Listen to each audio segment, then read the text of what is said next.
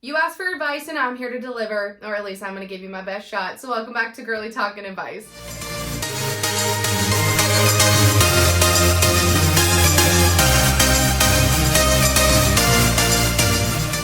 It's been a minute since we've done one of these and I missed it. I know I've been giving you guys a lot of vlog footage and you have been loving it and I have heard you loud and clear. Not to worry, there will be a lot more vlog footage coming because believe it or not, I am going to Stagecoach in 2 days. I'm hoping this will be gone by tomorrow. We'll talk about that. But I'm going to Stagecoach in 2 days, which is a country music festival that is hosted in the same grounds as Coachella. And I'm so excited about it. We go every single year. Well, we try to go every year. We missed last year because my husband's in nursing school. But we try to go every single year. And it's one thing that I look forward to so much. We have been planning this for the last year. So there's going to be tons of vlog footage coming your way very soon from our Stagecoach weekend in the desert. So don't worry, lots more vlogs coming. But I thought for now, especially considering it's really difficult for me to pull myself together to film anything in this contraption, I thought we could sit down, relax. I could put my sling up, and we could just chat, you and I. I asked y'all if you had any questions or advice. I kind of wanted to make it a Q&A/advice. I wanted to open it up to both sides. And so we got a little mix mosh of everything. And I just thought we could sit down and relax together. What do you say? I hope you're down for it because it's coming your way whether you like it or not. I'm just kidding. Let's jump right in, starting at the top. Our first question comes to us from the amazing Arjun. I'm probably saying that all wrong. Giving you my best shot. When can you stop wearing the sling? God, I hope tomorrow.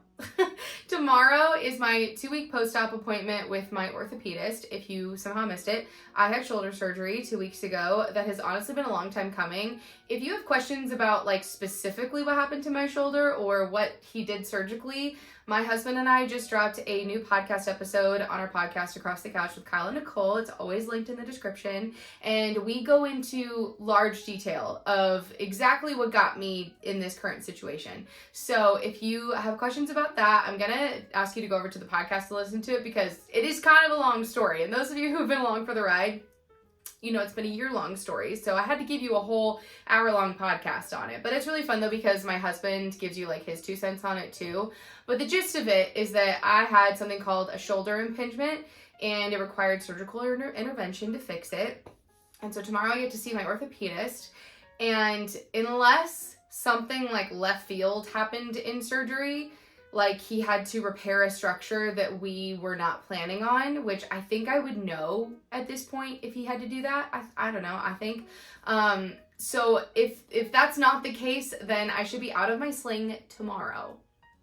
I can't wait. I'm ready. To be honest, when I started physical therapy last week and I got to be free from the sling to do exercises a couple times a day, it actually feels good to move. I'm gonna say that, it hurts, but it's the surgical pain, though, that I feel. Not the same kind of pain that I had pre-surgery, which is why I had surgery, which is great news so far. And honestly, getting my muscles, loosened, just getting everything moving and grooving in there, honestly, kind of feels good.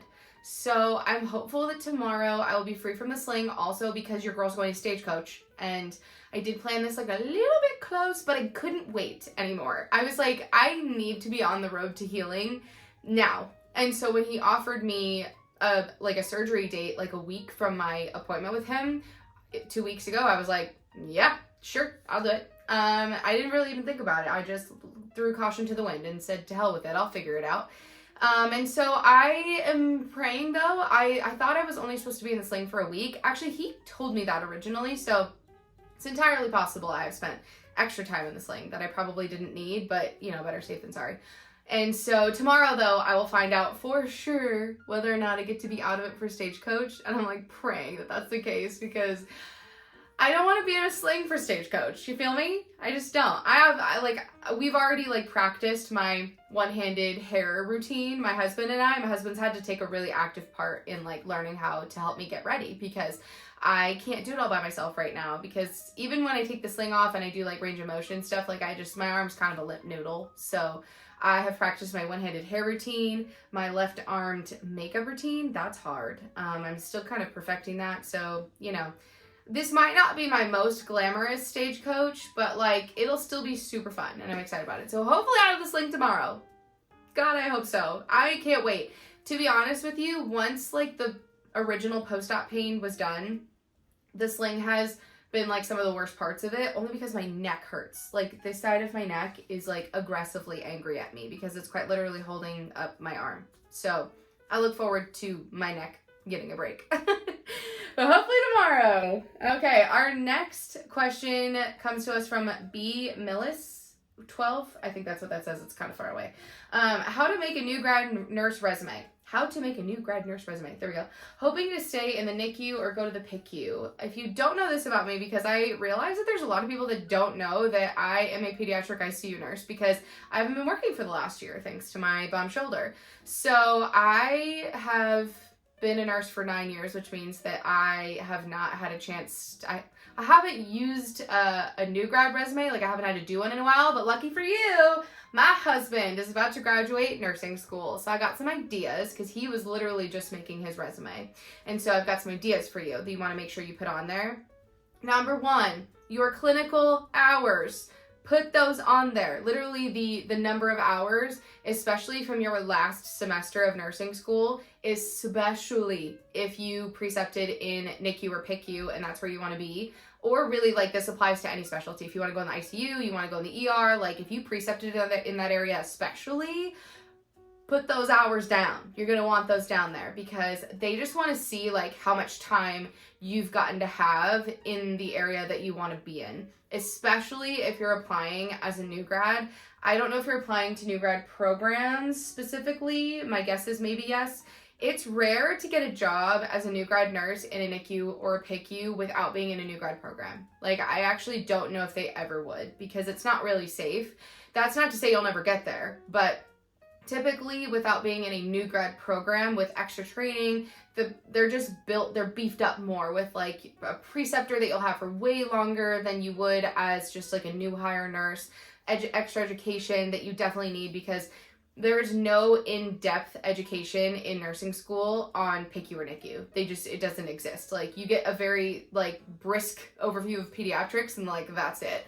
So you're not really prepared at all to become a NICU or PICU nurse when you leave nursing school. But I started out in pediatric CVICU as a new grad in a new grad program. So I'm hoping that you're applying to new grad programs. That's my greatest advice ever to nursing students is when you graduate, apply to new grad programs.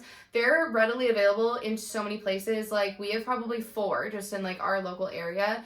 And they offer ER, ICU, like lots of, opportunities to work in places, especially if that's where you want to start out, that you wouldn't get to if you were just hired as like a new hire nurse. So I hope you're applying to new grad programs. And so if you are, I highly recommend on new grad program resumes putting your GPA.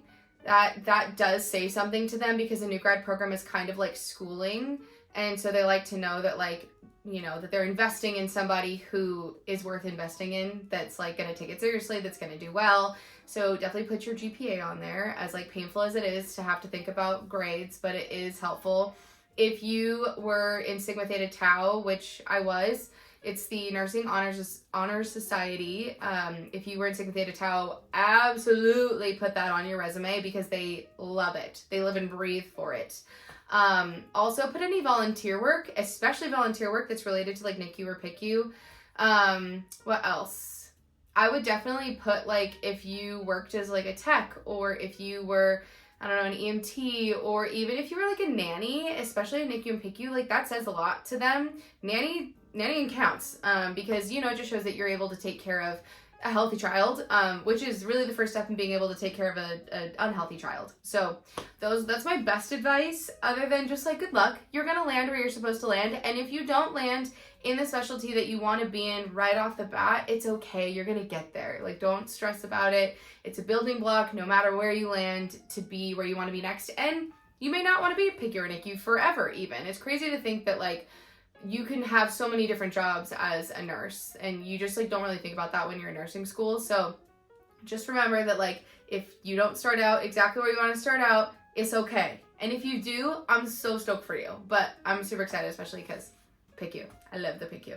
This next one comes to us from Coco Brock. I hope I'm saying that right too. I'm having a hysterectomy and they are concerned about uterine cancer. What do I need post-op?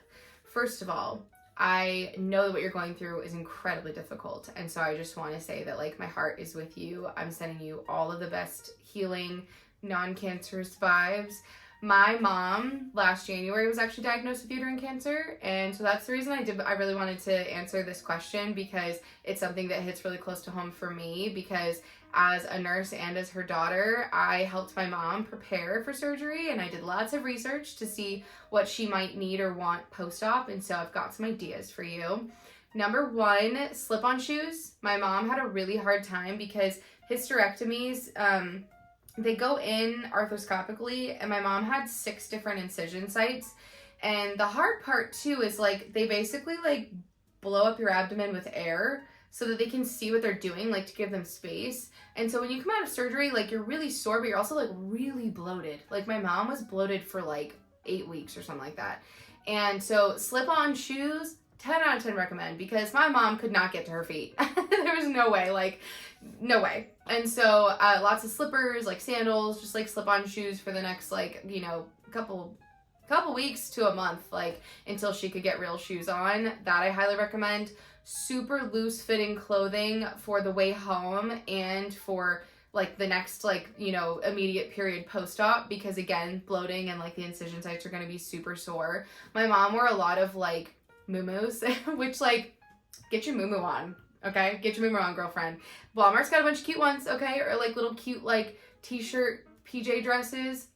I literally lived in pajamas after shoulder surgery, so take it as your excuse to be able to wear pajamas for the next like 2 weeks. So my mom wore lots of muumuus, lots of little like t-shirts and stuff like that. No waistbands. Like shoot, there ain't no way. That would have been so uncomfortable. That's one thing I recommend. Another thing is a pillow to like hold on to. My mom, I got her like a really soft, like a little cute, like cuddly pillow that she could hold on to if she like coughed or sneezed or anything like that, because when you do, it will hurt. And so I got that for her because you can like brace yourself, and that does help. People on the internet said that was helpful. The next thing in terms of pain is a heating pad. Oh wow, this saved my mom. A heating pad is like one of the number one things actually that they tell you to get post-op, because again, the bloating and just like cramping that you'll have, it's obviously not like regular like period cramping because hysterectomy, because they're removing your uterus, but it kind of feels like that. My mom said that my mom has never had cramps, which makes me so angry because I have awful cramps. So my mom, I kept asking her, I'm like, does it feel like a cramp? And she's like, I don't know, I've never had them. And I was like, that's beyond me. So my assumption though, from what she described in terms of the pain, is it kind of seems like a cramp. So a heating pad was like super, super helpful for her. Outside of that, this is like TMI, but Miralax, because you're going to be on pain medication, and B, the bloating and the everything, like trying to go to the bathroom can be like really difficult for my mom. It was. And so I got her on Miralax post-op, and that was super helpful for her. Other than that, just like lots of things to do. My mom spent like the first 24 hours like asleep because she was just whooped. But after that, she did a lot of like coloring or like movies, you know, like, but you do get like TV fatigue, you know, like after a while you're like, okay, cool, I've watched like a bajillion episodes of something or other, you know what I mean? Like you get tired of Netflix. And so you want to do something different. So maybe like books or, you know, just whatever you like, podcasts. But yeah, I gave her lots of things to do in her little post-op period. My mom, since she was a little bit older, I got her... My mom is an educational psychologist, so she works with children in school. And so usually when you're like, especially if you're over a certain age, they become concerned about pneumonia for you.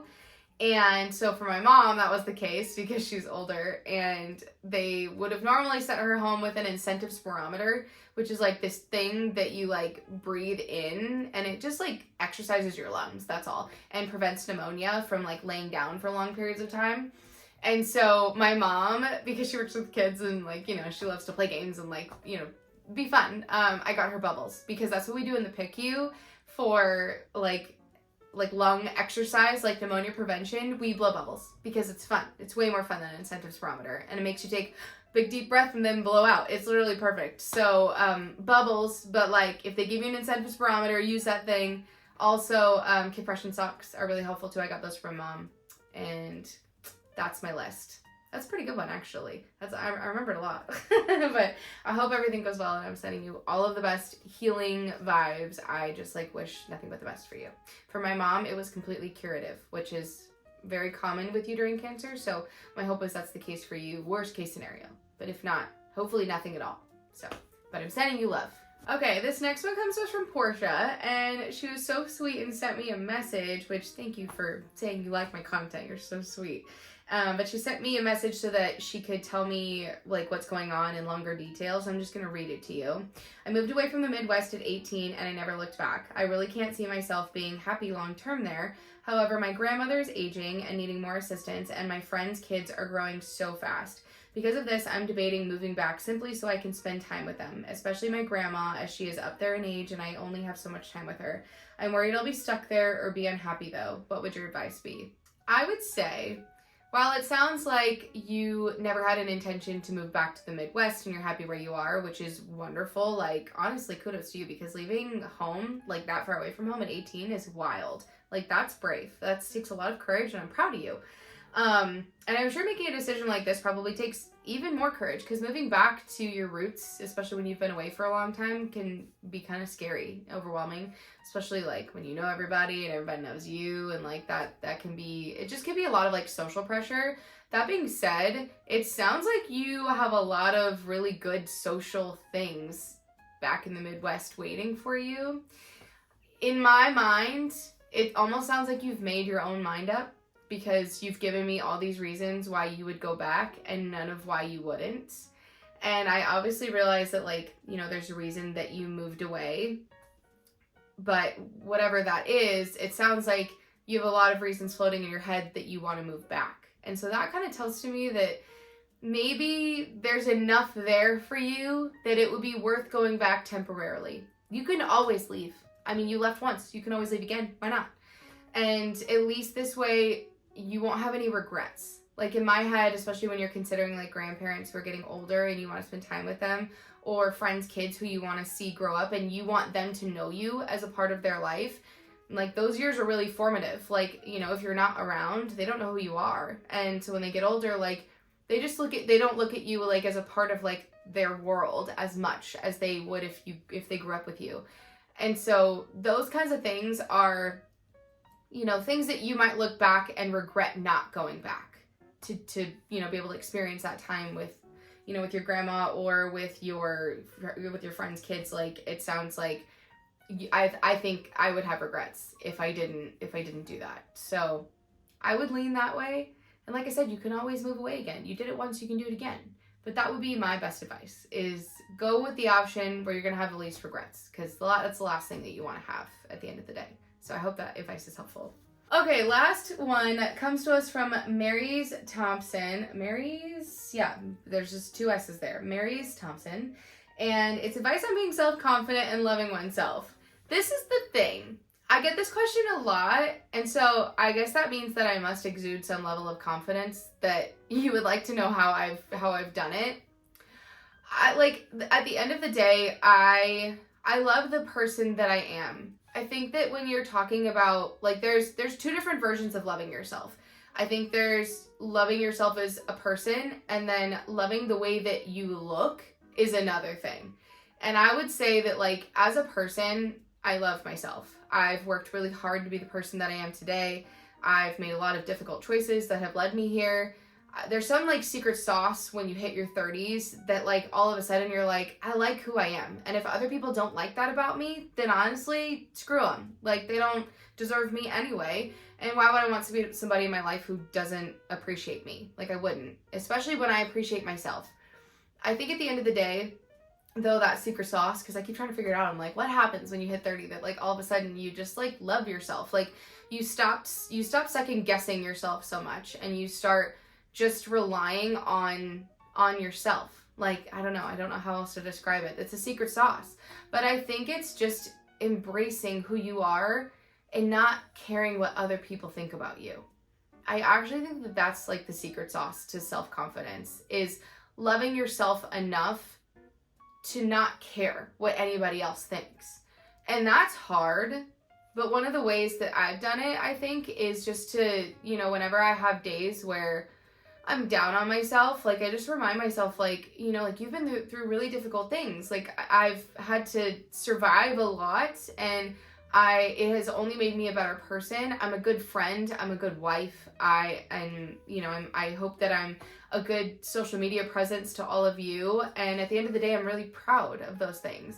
And so that makes me, I think, probably project confidence, because again, loving myself is like literally is at the root of confidence. So whenever people ask me questions about confidence in terms of like who you are as a person, I think going back to the drawing board and finding a way to love yourself, whether that be, you know, writing it out. Like, sometimes you have to see it to believe it. And sometimes it takes time too, you know, sometimes you got to tell yourself day in and day out how wonderful you are, because you're way more wonderful than you think you are. We're our worst critic. And that's the other thing that I always try to remind myself too, when I'm being hard on myself, is like, Nicole, nobody else sees these things about you. Like, you're the only one. Like, no one cares, you know, like, that is the other secret sauce, is that we think people care so much more about us than they really do. People really aren't paying that much attention to us.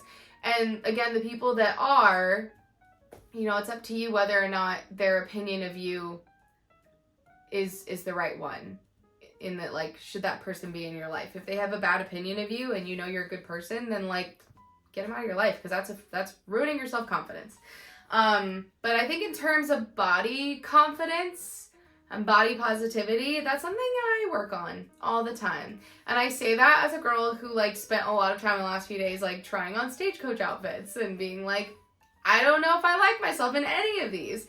And that happens to me all the time. Anytime, especially too, I have like a big event or something, I always find myself just like, I don't know, just feeling like I'm not enough, or like what I look like isn't enough. And then I remind myself at the end of the day too, that again, no one cares. Like, no one's looking at me. I mean, I do have a lot of internet friends that look at me, but you guys are so wonderful, and I have this like wonderful kind corner of the internet that I'm like, why do I do this to myself? Where I think like I let it affect the time, you know, like what's the right word?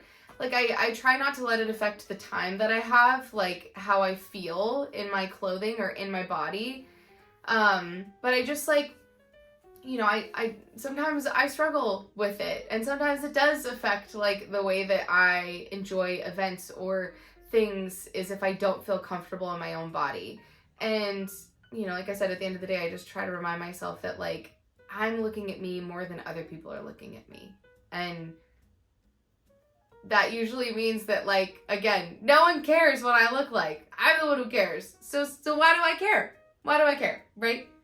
So I always try to tell myself that, but that is something I struggle with a lot. I think as much as I love myself as a person, I very much struggle with loving my body. So I don't know if I have any, like, magical answers outside of what I've given you, but I hope that that's helpful. And I honestly, like, I love you if you need to hear that from somebody, because sometimes you do. Sometimes, like, you need to have somebody else tell you that you're wonderful and be your reflection until you can look at your own reflection and love yourself. Sometimes you need somebody else to do it. So I love you, and I think you're wonderful, and I think you're perfect just the way you are. And that's what I'm going to tell you. Okay, we have reached the end of our Girly Talk Advice Q&A video. I hope that you enjoyed it. I love making these for you guys. I might actually release this as a podcast episode as well. So if it winds up on the podcast, hello, podcast friends. If you liked this video, give it a thumbs up. Give it a thumbs up. Should we do one on the podcast? Should we do an advice, like, podcast? Let us know, because that'd be kind of fun. Kyle and I have gotten a lot of, like, marriage Q&A, like, advice questions. Like, when I do these, like, people ask, like, about our marriage a lot. So I'm like, maybe we should do, like, an advice podcast episode. Let us know if we should do that. Thumbs up if you love this. And make sure you subscribe so you never have to miss my face. And I'll see you in the next one. I love you, bye. I want it better than the weekend. Take it back to when we said just friends. Don't wanna tell you something new. I never said I'll fall for you. I want it better than the weekend. You can't show me just what I'm missing. Pretend. Don't wanna tell you something new. I never said I'll fall for you. We don't gotta fix shit. Nothing that I'm missing. I don't know if we went wrong. Shouldn't have to take this long. Wasting my days away, wishing we fall through. I told you.